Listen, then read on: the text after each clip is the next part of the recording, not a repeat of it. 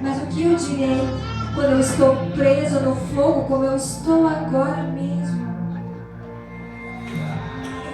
Eu sei que o Senhor é capaz. Eu sei que o Senhor pode salvar em meio ao fogo com a sua poderosa mão. Mas mesmo que o Senhor não faça, minha esperança continua somente em Ti. Eles dizem que só é preciso um pouco de fé para mover uma montanha. Isso é muito bom, porque tudo que eu tenho agora é só um pouquinho de fé. Mas se Tu, Senhor, escolheu deixar as montanhas imóveis, me dê força, por favor, para poder cantar: sou feliz com o meu Senhor Jesus. Eu sei que o Senhor é capaz. Eu sei que o Senhor pode salvar em meio ao fogo com a sua poderosa mão. Mas mesmo que o Senhor não faça, a minha esperança continua somente em Ti.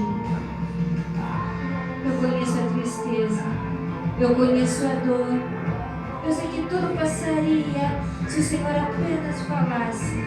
Mas mesmo que o Senhor não faça, a minha esperança continua somente em Ti.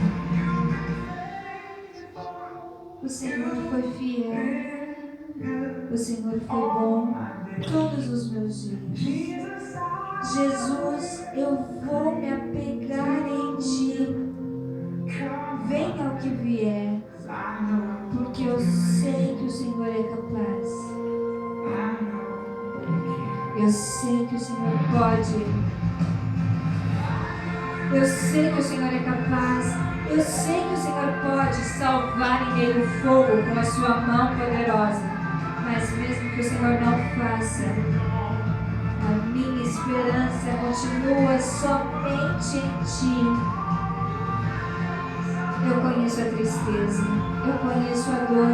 Eu sei que tudo se afastaria se o Senhor apenas dissesse uma palavra. Mas mesmo que o Senhor não faça, minha esperança continua somente em Ti.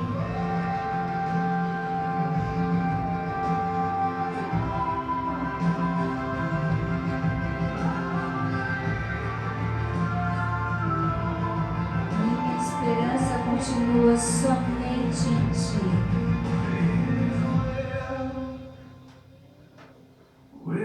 Sou feliz com Jesus, meu Senhor.